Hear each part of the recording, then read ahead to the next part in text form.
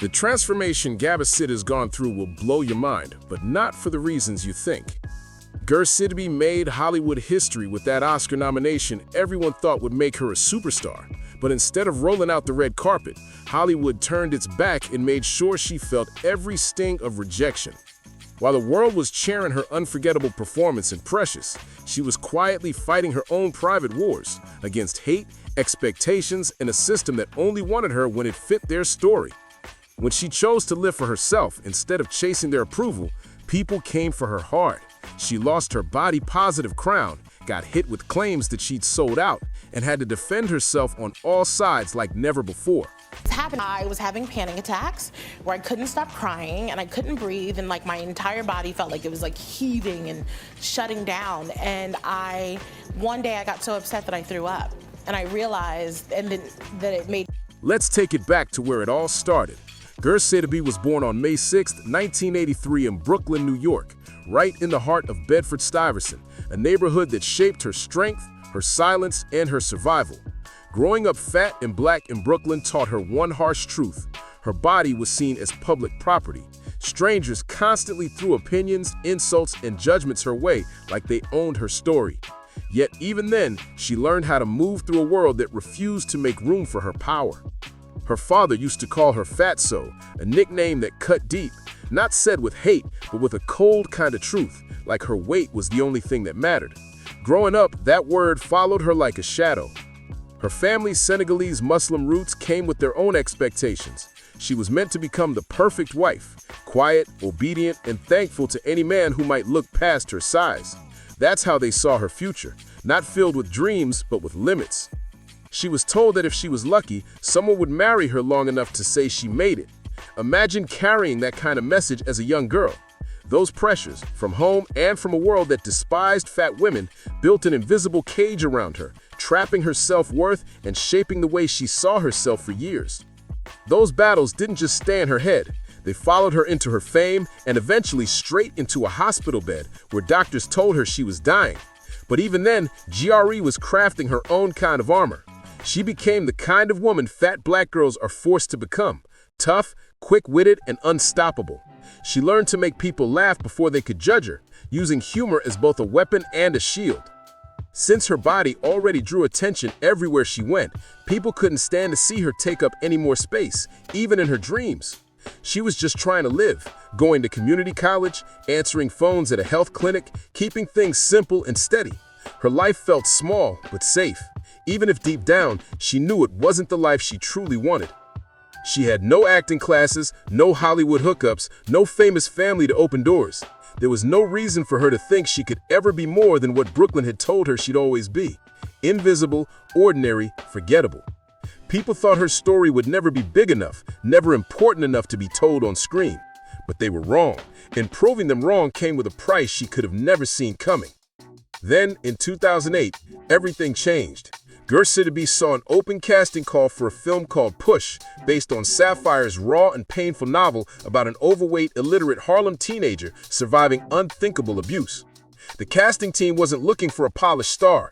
They wanted someone real, someone whose story was already written in their eyes, their scars, their soul.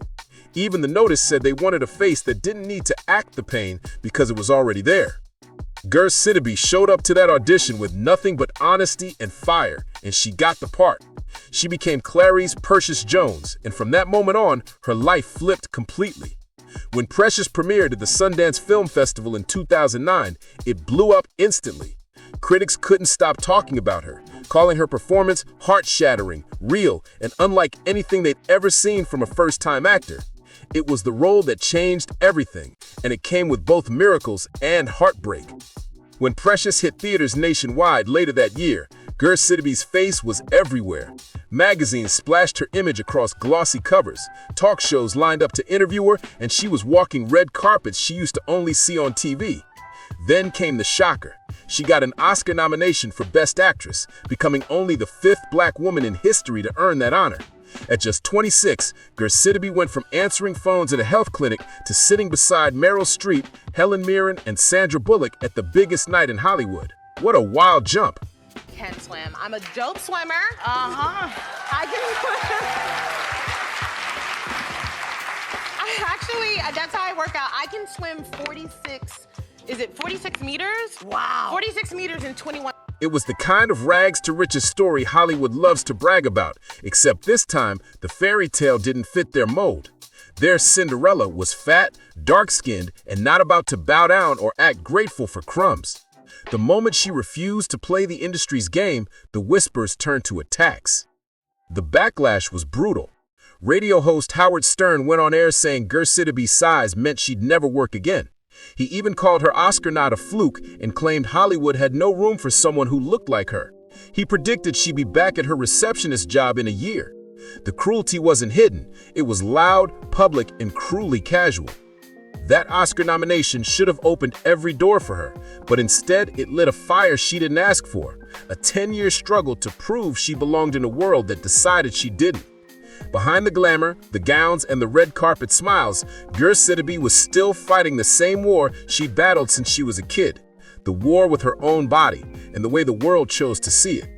In her memoir, This Is Just My Face, Try Not to Stare, she opened up with raw honesty, revealing that during college she battled bulimia, forcing herself to purge after meals in desperate attempts to shrink her body and control how the world saw her. The pain ran deep. She was drowning in depression so heavy that she began thinking about ending her life, all while pretending to be fine on the outside. When she finally gathered the courage to tell her mother she was depressed, Alice laughed it off, brushing it aside like it was just drama. That moment hit harder than any insult. To not be taken seriously in her darkest hour was a wound that never fully healed. It taught Sidibe one cruel truth. Her pain didn't matter, not even to the people who were supposed to protect her. Then came Precious, and fame made everything worse. The spotlight that was supposed to lift her up instead turned her body into a battleground. Suddenly, she wasn't just an actress, she was a walking headline, her every curve and outfit becoming a national debate. Every picture she posted, every red carpet look, every public step, someone had something to say about whether her body was acceptable that day. Even her shopping trips turned humiliating. She couldn't step into a luxury boutique without being followed around by security or told the exit's that way by salespeople who decided on sight that someone who looked like her couldn't possibly afford anything inside. Fame didn't buy her respect. It just made her more visible for the world's cruelty to aim at. One of the most humiliating moments came inside a Chanel store in Chicago, a memory she'll never forget. A saleswoman actually tried to redirect her to another store, assuming she was lost or didn't belong there. The woman only changed her tone after other shoppers started whispering, realizing, wait, that's Sidibe, the Oscar-nominated actress. Suddenly, the fake smiles came out. It proved one harsh truth. Fame might silence prejudice for a second, but it sure doesn't erase it. In her memoir, she wrote, I was in a war with my body for a long time. If I had started treating it better sooner, I wouldn't have spent so many years hating myself. Those words hit like a punch. Her body had been both her battlefield and her armor. That war drained her mind and her spirit, leaving her stuck in a vicious loop. I feel like haters are like ghosts or aliens. Like, you either believe in them or you don't. Like, I believe in ghosts, but I don't believe in haters. Like, I'm out here winning, so... She found herself gaining weight instead of losing it, eating to ease the stress, then hating herself for eating, and eating again to numb that hate. It was a never-ending cycle of pain that kept feeding itself. But underneath all that emotional struggle, something even scarier was happening, something her body could no longer hide. The constant pressure, the mental exhaustion, the endless expectations, it all started breaking her down, physically. Soon, she was forced to face a brutal truth. She had to choose between the body-positive image the world expected from her and the medical reality that was threatening to take her life. Then, in 2016, came the moment that changed everything. GRE got the news that would redefine her whole relationship with her body. She was diagnosed with type 2 diabetes. Her older brother Ahmed got the same diagnosis too, showing it wasn't just lifestyle, it ran in their blood. That revelation shook her to the core, forcing her to finally face what health and self-love really meant. The diagnosis came with consequences that hit GRE like a freight train. It wasn't just about high blood sugar or insulin levels. It was about finally facing the truth that her body was breaking down. The same body she had spent years learning to love was now putting her life at risk in ways that body-positive slogans couldn't fix. The reality was harsh. Self-acceptance didn't stop diabetes from creeping in. She told People magazine, "I just didn't want to worry. I truly didn't want to worry about all the effects that go along with diabetes. I genuinely would worry all the time about losing my toes." Those words showed how real her fear was. She wasn't thinking about fame or image anymore. She was thinking about survival. That diagnosis snapped her out of denial fast. She realized she couldn't heal with hashtags or affirmations. She needed real medical help, and she needed it now. So in May 2016, just a few weeks after hearing the news, GRE made the hardest decision of her life. She went through laparoscopic bariatric surgery. The procedure removed nearly 80% of her stomach, permanently shrinking her ability to eat and completely transforming how she related to food. But the choice wasn't easy. It tore her apart emotionally, because this wasn't just about her health, it was about her identity. Gabourey had become a symbol of body positivity, especially for fat black women who rarely saw themselves represented in media. Her unapologetic attitude, her bold self-love, and her loud refusal to shrink for anyone had made her an icon. Now she was terrified that by saving her life, she might lose everything she stood for. Choosing surgery felt like betrayal, like she was turning her back on the very people who had stood by her. It was as if society had been right all along, that fat bodies were problems needing to be fixed. That guilt hit hard. She knew the backlash was coming before it even started. The whispers, the think pieces, the call-outs. People were going to say she sold out, that she took the easy way out, that she caved into Hollywood's obsession with thinness. And just like she feared, those accusations came fast and loud, from strangers hiding behind keyboards, and even from members of the body-positive community who felt personally betrayed by her choice. But Gabourey kept moving forward even as the noise grew louder. After the surgery, her body started to change, and it was both freeing and terrifying. The weight was dropping, her diabetes was finally under control, and for the first time in years, she could move without constant pain. She was swimming, training, eating with intention, and learning how to live in a body that wasn't fighting her every step. It was like she was meeting herself all over again. But of course, the internet had to jump in, because it always does when it comes to women's bodies. Suddenly, everyone had an opinion. Some people cheered her on, claiming she was finally getting healthy, acting like her old body had been nothing but a mistake. They ignored her truth, her journey, and the real reasons behind her decision, turning her healing into yet another public debate. The backlash hit her from every direction. People who had spent years fat-shaming her suddenly acted smug, like they'd been proven right all along. And on the flip side, some of her former supporters, the ones who had once praised her for being unapologetically herself, now accused her of betraying them. They acted like she had broken some secret promise to stay fat and proud forever, as if her body existed for anyone but her. To make it worse, the internet twisted her story into a circus. Clickbait headlines started popping up everywhere, mixing her up with other black women and falsely crediting her with wild weight loss transformations that weren't even hers. Her real story, one about health, survival, and learning to love herself in every form, got lost under all the noise and exaggeration. But Gabourey handled that chaos with clarity and grace. She didn't run or hide. She kept posting, kept speaking, kept standing firm. She talked openly about her health journey while reminding everyone that body positivity isn't one size fits all. She made it clear her surgery wasn't about self-hate, it was about self-care. She refused to let anyone control her narrative.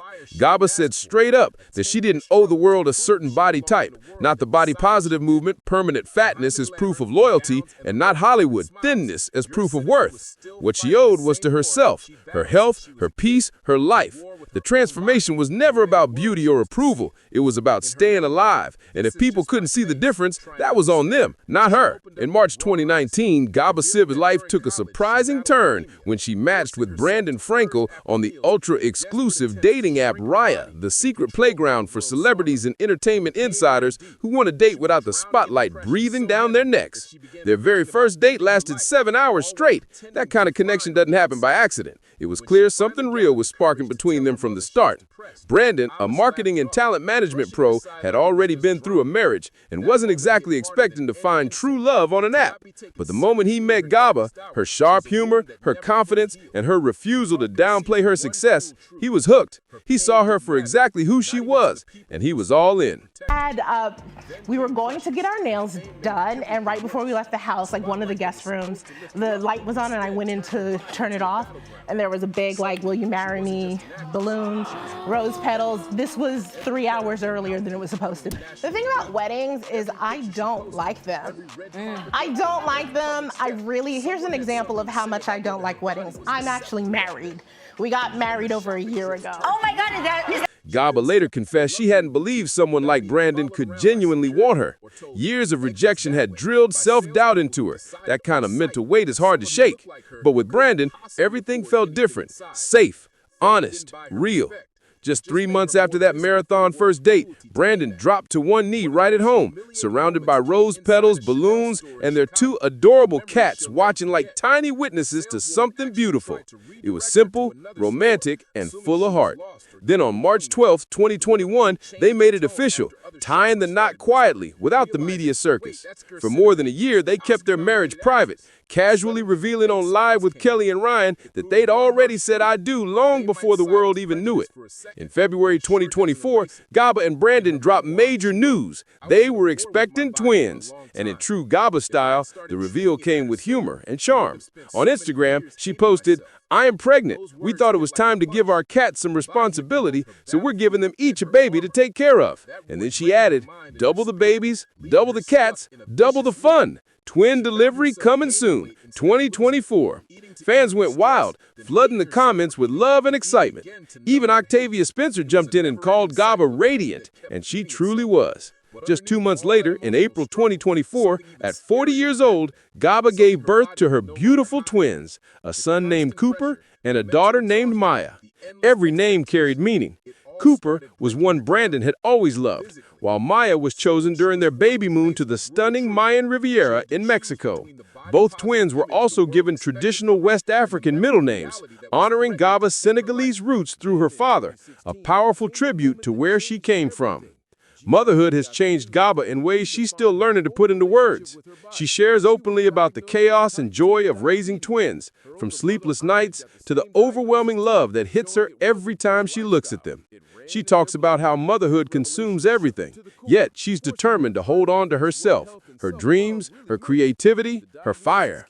In her recent photos and videos, Gaba shines like never before, radiant, confident, and peaceful. Her happiness now has nothing to do with her weight or fame. It's all about the life she's built on her own terms, filled with love, growth, and purpose. The twins are now over a year old, walking, talking, and keeping the house full of energy and laughter.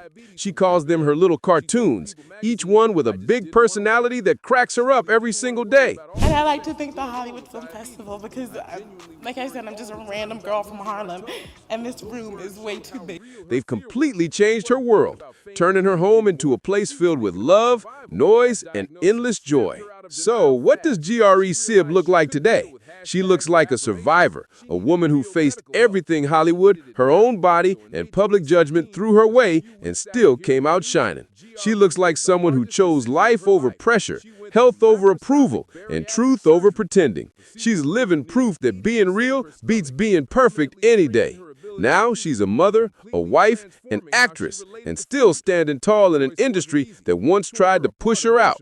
She saved herself when nobody else could, and she'll never apologize for doing what she had to do to stay alive and happy. That's courage, and it shows in every smile, every post, every step she takes. You won't believe what Gabourey Sidibe looks like now, because she looks free. Free from the lies, the judgments, the impossible standards that once tried to crush her. That freedom glows. It looks like joy, health, peace, and a life lived completely on her own terms. And honestly, that's the most beautiful transformation of all. If you love this story, don't forget to like, subscribe, share, and drop a comment below. Tell us what you think about Gaba's incredible journey. And stay tuned for more powerful stories that'll leave you inspired.